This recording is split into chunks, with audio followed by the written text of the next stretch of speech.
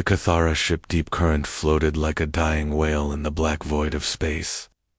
Its once beautiful hull, designed to mimic the flowing curves of deep-sea creatures, was now twisted and burned. Plasma fire had melted sections of the biometal, leaving scars that wept coolant fluid into the vacuum. Captain. Tidewalker pressed her webbed hands against the command console, her large eyes reflecting the red emergency lights. Through the transparent aluminum viewport, she could see the last of her people's orbital cities burning. The hegemony forces moved like mechanical sharks, their dark ships circling the dying world below. "Captain," whispered Navigation Officer, "Current Seeker," his voice barely audible through the water-filled breathing apparatus they all wore. "The outer colonies have gone silent. Coral gardens, the deep reaches, even the sacred breeding grounds, all dark." Tidewalker's gills fluttered rapidly, the Cathara equivalent of heavy breathing. Her species had known peace for over 2,000 years. They had art, music, poetry, written in bioluminescent patterns across their skin. They had never needed weapons, more dangerous than tools for harvesting kelp forests. The hegemony had changed that in 3 days. "Engineering," she called through the ship's failing communication system. "How much power do we have left?" "Barely enough for one long-range transmission, Captain," came the reply. "After that, life support will fail within the hour." Tidewalker looked at the faces of her crew. 23 beings, all that remained of her world's space fleet. The hegemony had turned their other ships into expanding clouds of debris. "Send the distress signal," she commanded, her voice carrying the weight of her species' extinction. "Broadcast to the Galactic Council. Perhaps their peacekeepers will respond before." She didn't finish the sentence. They all knew what the hegemony did to captured populations. The slave markets of the Outer Rim were full of extinct species who had trusted in galactic law. Communications. Officer Deepsinger began encoding the emergency transmission. Her bioluminescent patches flickered as she worked, creating patterns that told the story of their world's destruction. The message was simple but desperate. Peaceful species under attack. Coordinates attached. Immediate assistance required. The ship shuddered as another system failed. Sparks flew from the navigation console, and Deepsinger cried out in pain as electricity arced through the water around her station. "The navigation array is damaged," Current Seeker reported, his voice tight with panic. "The signal. It's not going to the Council worlds." "Where is it going?" Tidewalker demanded. I don't know. The targeting system is completely scrambled. The transmission is heading into uncharted space." Tidewalker closed her eyes. Even their final desperate plea was lost, light years away. In a section of space that most galactic maps marked as uninhabited, a different kind of drama was unfolding. The human monitoring station Sentry Point hung in orbit around Proxima Centauri, its sensors constantly scanning for signs of intelligent life. Communications. Officer Kim Minho was 3 hours into his shift when the anomalous signal appeared on his screen. At first, he thought it was cosmic background radiation, but the pattern was too regular, too purposeful. "What the hell?" he muttered, adjusting his headset. The universal translator, a gift from the first alien contact 70 years ago, struggled with the incoming signal. The language was unlike anything in its database, but the emotion was unmistakable. Fear, desperation, the kind of raw terror that transcended species barriers. "Admiral Minho," called across the command center. "We're receiving a distress call. Unknown species under attack." Admiral Lee Ji-woo looked up from the tactical display she'd been studying. At 42, she was young for a fleet commander, but her dark eyes held the steady confidence of someone who had earned her position through merit, not politics. "Play it," she ordered. The transmission filled the command center with strange, melodic sounds that the translator converted into words. ... Peaceful worlds, burning, colonies destroyed. They take our children for the slave markets. Anyone who receives this message, please. The signal cut off abruptly. Lee stood perfectly still for a moment, her jaw tightening. Around her, the command crew waited for orders. "How many ships can we deploy?" she asked. "The entire Third Fleet is ready for departure," replied Captain Park Hyun, her second in command. 37 vessels, including the heavy cruisers. "Then we go. All of them." Admiral Park said carefully, "We don't know anything about this species. They could be hostile. This could be a trap." Lee turned to look at him, and her expression was colder than the space between stars. "Someone called for help. That's all I need to know." Within an hour, the human fleet was preparing for jump. The massive ships, built for exploration and defense, powered up their engines with a rumble that shook the station. Fighter squadrons launched from carrier bays, their pilots running final checks on weapons systems. Admiral Lee stood on the bridge of her flagship, the destroyer Incheon, watching the stars wheel past as they prepared for hyperspace. She had no idea that her decision to respond to a misdirected distress call would introduce the galaxy to a species that fought like demons but protected like angels. The jump began, and 37 human warships vanished into hyperspace, racing toward a first contact that would change everything. The human fleet tore through hyperspace and dropped into normal space like a pack of wolves entering a slaughterhouse. Admiral Lee Ji-woo stood on the bridge of the Incheon, her knuckles white as she gripped the command rail. The tactical display showed the horror unfolding before them. Massive hegemony dreadnoughts hung in orbit around the blue-green world below, their weapons firing continuously. Bright streaks of plasma lanced down through the atmosphere, turning entire continents into burning wastelands. The ocean world that had once been home to billions was dying. "Admiral," reported Tactical Officer Yoon Seok, his voice tight with controlled anger, "I count 18 enemy capital ships. They're targeting civilian evacuation craft." Lee watched as a small, defenseless ship tried to flee the planet's gravity well. A hegemony cruiser moved to intercept it, weapons charging. The civilian craft had no shields, no weapons, no chance. "No hails, no warnings," Lee ordered, her voice cutting through the bridge noise like a blade. "Weapons free. All ships, engage immediately." The human fleet erupted into action. 37 warships spread out in a formation that would have impressed any military tactician. But this wasn't a textbook engagement. This was fury given form. Captain Kong Min-soo led the fighter squadrons in the first wave. His voice crackled over the comm system as he dove toward the nearest hegemony dreadnought. "Phoenix Squadron, target the weapon systems. Let's give these bastards something to think about."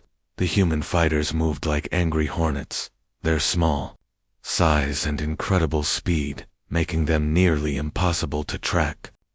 Missiles streaked from their weapon bays, each one guided by AI systems that could calculate intercept courses and microsystems. The hegemony forces barely had time to register the new arrivals before explosions began blooming across their hull plating. 3 capital ships found themselves crippled in the first minute of combat, their main weapons offline, their shield generators failing. "What the hell are these things?" shouted a hegemony commander over the intercepted communications. "They're not following any known combat protocols." He was right. The humans weren't fighting like civilized species. They weren't sending diplomatic messages or demanding surrender. They were attacking with the single-minded focus of predators, protecting their territory aboard the dying Kithra vessel, Deep Current. Captain Tidewalker watched the battle unfold with growing amazement. The newcomers fought with a precision that was almost beautiful in its violence. Their ships moved in perfect coordination, like a school of fish that had somehow learned to breathe fire. "Captain," whispered Current Seeker, his gills fluttering with excitement. "They're not just fighting, they're winning." The human fleet had spread out to protect the fleeing civilian craft, while simultaneously engaging the hegemony forces. It was a tactical impossibility, the kind of maneuver that should have resulted in defeat. Instead, the humans were destroying an enemy force twice their size. A new voice suddenly filled the Deep Current's bridge, speaking in perfect Kithara. Unknown vessels. This is Admiral Lee of the human fleet. We received your distress call. Please dock with our medical ship for evacuation. Tidewalker stared at the communications console in shock. The language was flawless, the pronunciation better than many native speakers. But more than that, the tone was ... gentle. These beings who fought like demons were speaking to her with kindness. How do they know our language? Deepsinger asked, her bioluminescent patches flickering with confusion. I don't know, Tidewalker replied. But they're offering us sanctuary.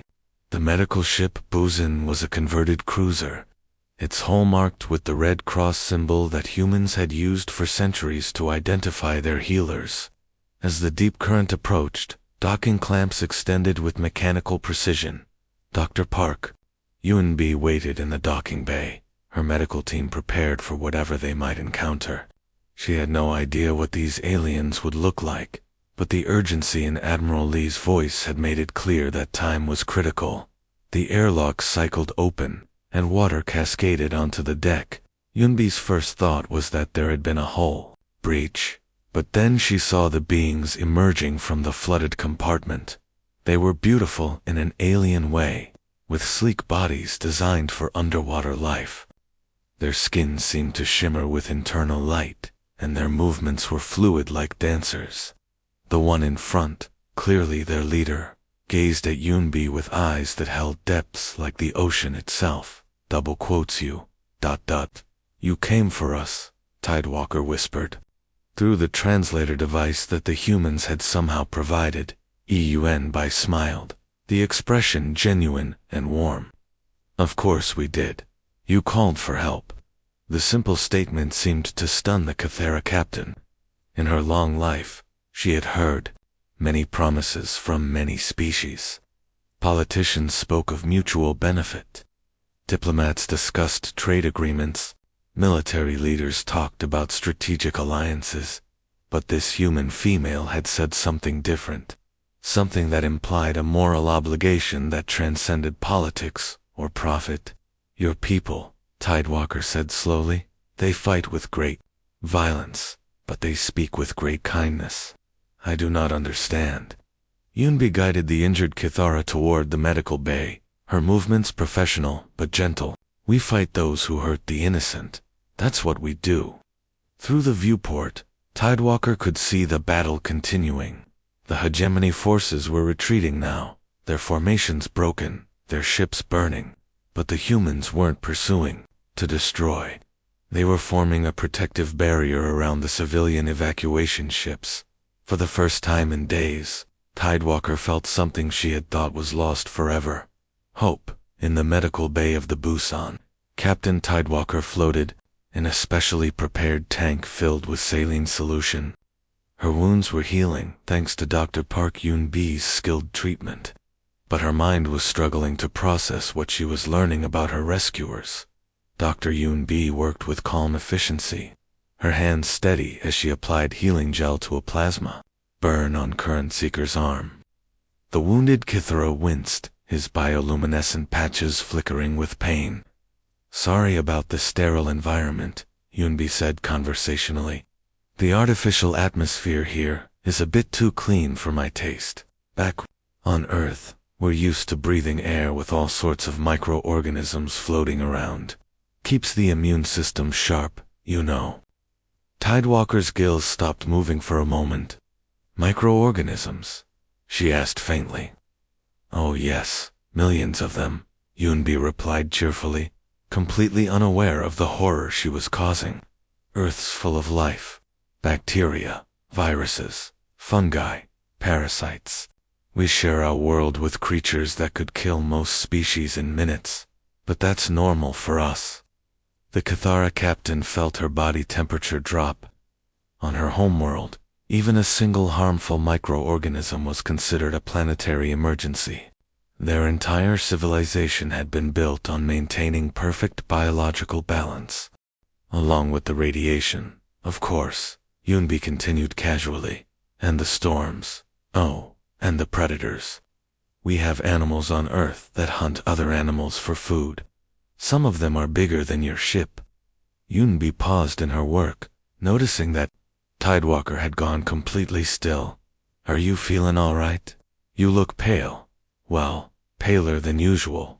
Before Tidewalker could respond, Science Officer Cho Daeon entered the medical bay carrying a datapad. He was reviewing atmospheric readings, his brow furrowed with concern. Doc, we need to adjust the humidity levels in here, he said. These readings would cause respiratory problems for most humans. The air is too pure.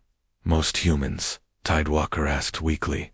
Well, except for the deep-sea crew, Daeon replied with a shrug. They're adapted to higher pressure environments. Growing up in the Mariana colonies does that to you. They can survive in conditions that would crush normal humans. Tidewalker's mind reeled. These beings had colonies underwater, in crushing depths that would kill her people instantly, and they spoke of it like it was nothing special. The Mariana colonies, she whispered. Oh, that's where humans live, at the bottom of our deepest ocean, Yunbi explained helpfully. About 11,000 meters down. The pressure there is over 1,000 times what we have here on the ship. Pretty extreme, even for us. Deepsinger, who had been quietly listening from her own treatment tank, made a sound that was part gasp, part sob. That pressure would turn us into paste, she whispered. Really? Dayan looked genuinely surprised. Huh? I guess we're hardier than we thought. Tidewalker was beginning to understand something that terrified her more than the hegemony ever had. These humans didn't just come from a dangerous world.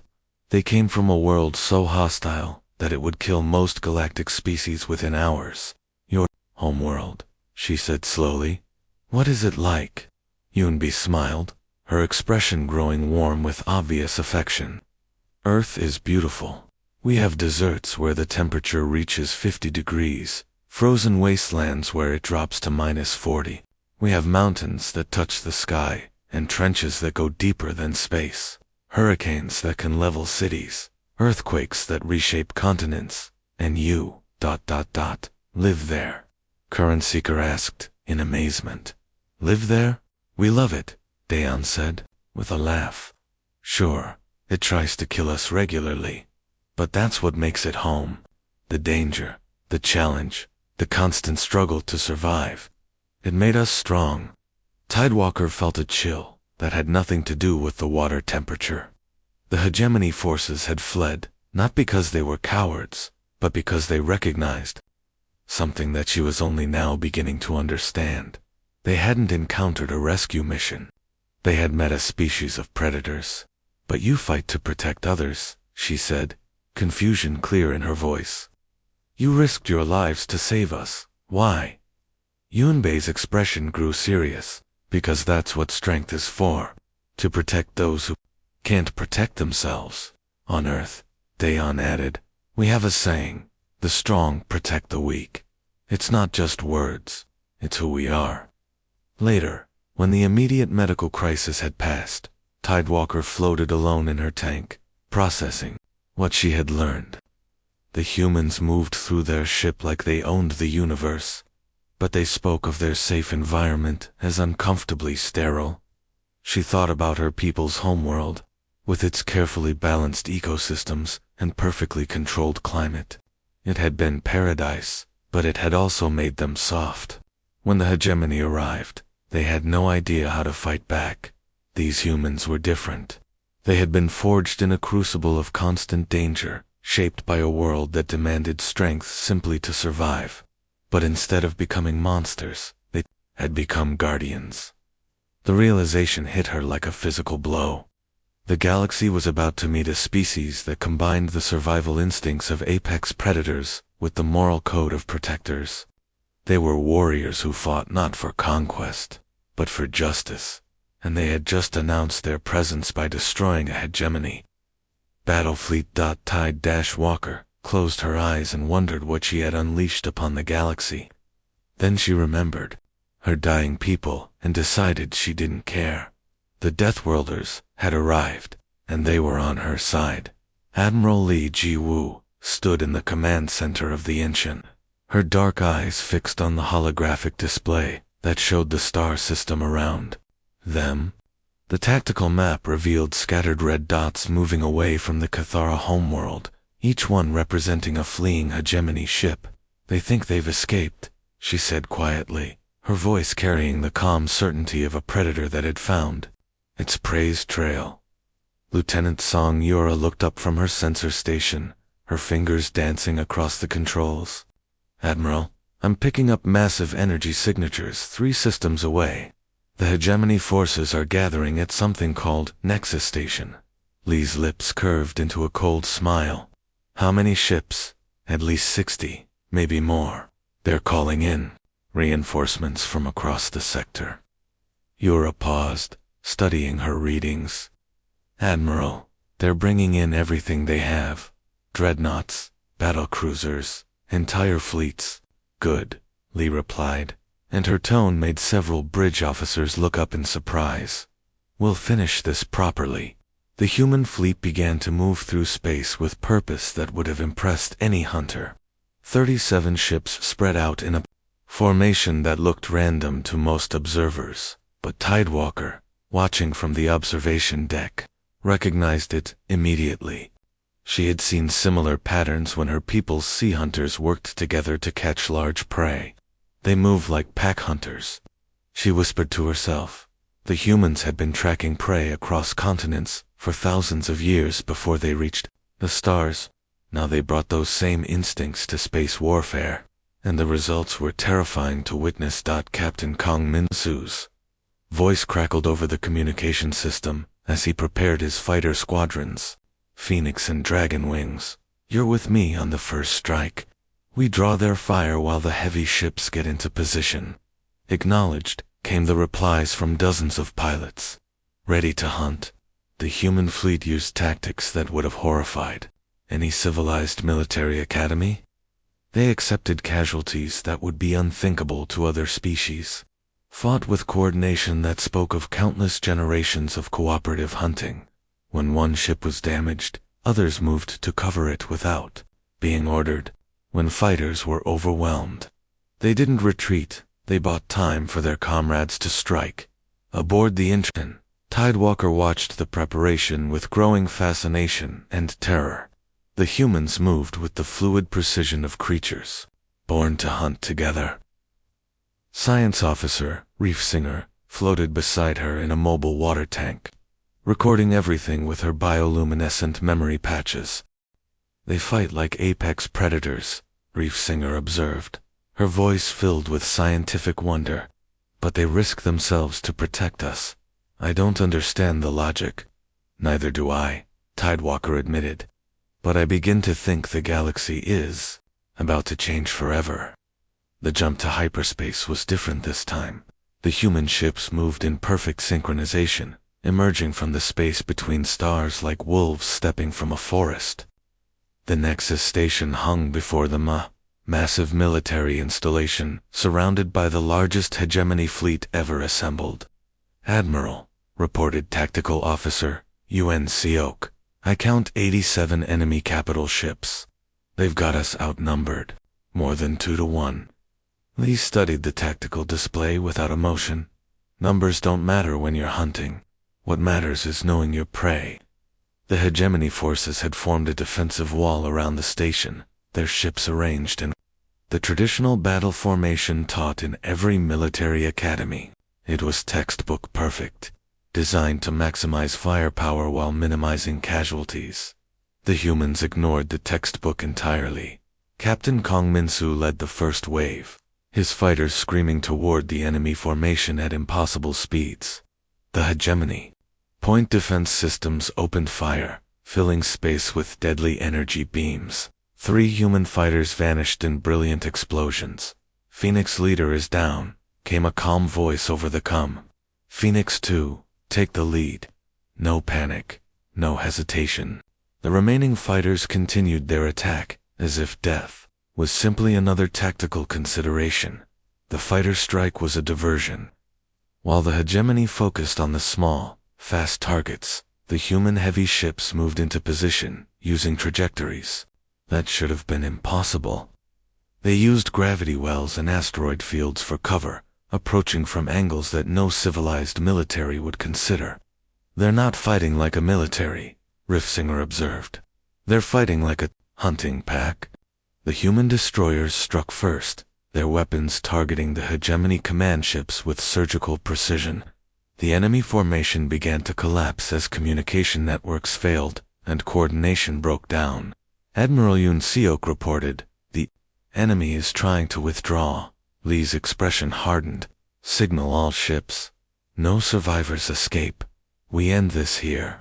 The message went out across the human fleet, and the response was immediate.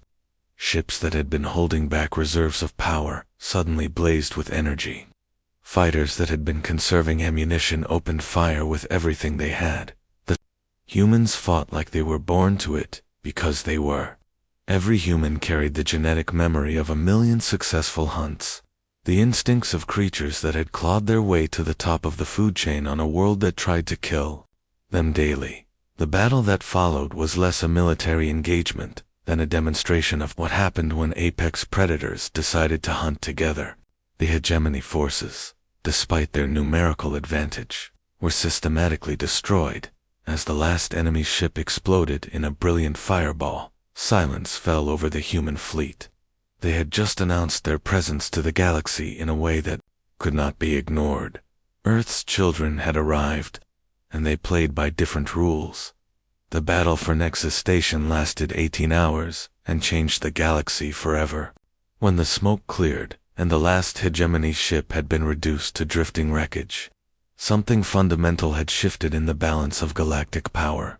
Admiral Lee Ji-woo stood on the observation deck of the Incheon, watching the recovery operations through the transparent aluminum viewport. Human ships moved through the debris field like efficient scavengers, searching for survivors and salvaging anything useful. The massive Nexus Station hung broken and dark, its weapon systems silent forever.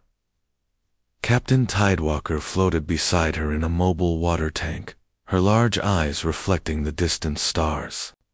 The Cathera had been offered sanctuary on a water world called Pacifica, under human protection. But both beings knew that something much more important had happened here. "Your people," Tidewalker said quietly, her voice carrying wonder and fear in equal measure. "You fight like demons, but you protect like guardians. I have never seen such a contradiction." Lee turned to look at the alien captain, her expression thoughtful. "It's not a contradiction. It's who we are. We hunt those who hunt the innocent." The simple statement carried weight that Tidewalker was still learning to understand. These humans had destroyed an entire battle fleet not for conquests or resources, but because someone had called for help. Dr. Park Yoon-bi approached across the deck, carrying a communication tablet. Her expression was troubled. "Admiral, we're receiving multiple transmissions from across the galaxy. Other species are sending distress calls." Lee took the tablet and began scrolling through the messages. Each one told a similar story. Peaceful. Civilizations under attack. Slave raids. Genocidal campaigns. Species facing extinction. But there was something different about these calls. "They're not requesting help from the Galactic Council," Yoon-bi continued. "They're asking specifically for the Deathworlders, who actually answer distress calls." Lee read through the messages with growing amazement. Species she had never heard of were begging for help from the humans who had destroyed the hegemony fleet. Word was spreading across the galaxy at light speed, carried by traders and refugees and survivors. "The Zephyrians are under attack by the Crimson Syndicate," she read aloud. "The Gentle Singers are being hunted by the Iron Collective. The Crystal Builders are facing slave raids from the Void Reapers." She looked up at Yoon-bi. "How many messages? Are there 47 so far, Admiral? And more are coming in every hour." Tidewalker listened to this exchange with growing understanding. Her people's desperate SOS had done more than save the Cathara. It had introduced the galaxy to a species that would redefine what it meant to be civilized. "Looks like we're going to be busy," Lee said, handing the tablet back to Eun by Dot. from across the observation deck. Officer Cho Daeon called out, "Admiral, priority transmission coming in. The Galactic Council is requesting an immediate meeting. They want to discuss our ... methods." Lee's expression hardened. The Galactic Council had ignored countless distress calls over the years, always finding reasons why intervention was impossible or inadvisable. Now, they wanted to discuss methods with the species that actually did something about genocide. "Tell them we'll be there," she said, "after we finish answering these calls." Daeon nodded and turned back to his communication station. Tidewalker watched this exchange with fascination. "You would defy the Galactic Council?" she asked. "We're not defying anyone," Lee replied. "We're just setting priorities. Helping people comes first. Politics comes second," as the human fleet prepared for their next mission. Tidewalker found herself thinking about the implications of what she had witnessed. The galaxy had operated under certain assumptions for thousands of years. The strong conquered the weak. Military force was used for profit and expansion. Civilized species negotiated and compromised even when facing extinction. The humans had shattered all of those assumptions in 18 hours. "Your species," she said to Lee, "you will change everything." "We're not trying to change anything," Lee replied. "We're just being ourselves." But Tidewalker knew better. She had seen the messages flooding in from across the galaxy. Species that had given up hope were suddenly calling for help again. The oppressed were finding their voices. The weak were looking for protectors. The Deathworlders had arrived, and they were nothing like anyone expected. They didn't conquer. They protected. They didn't demand tribute. They offered sanctuary. They didn't negotiate with genocidal empires. They destroyed them over the following days. As the human fleet prepared to respond to the growing list of distress calls, Tidewalker watched her rescuers with growing admiration. They moved with the same deadly efficiency that had destroyed the hegemony fleet, but their targets were always the same: those who preyed upon the innocent. "We have reports coming in from across the galaxy," reported Communications Officer Kim Minho during one of the daily briefings. "The hegemony's slave markets are collapsing. Their client species are too afraid to do business with them."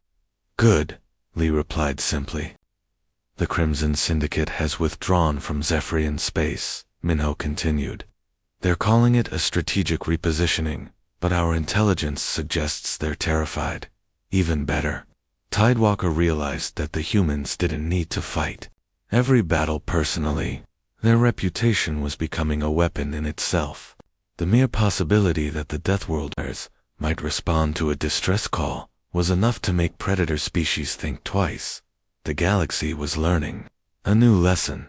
Earth's children had arrived, and they played by different rules, rules that favored the innocent over the strong, the protected over the predators. And that changed everything.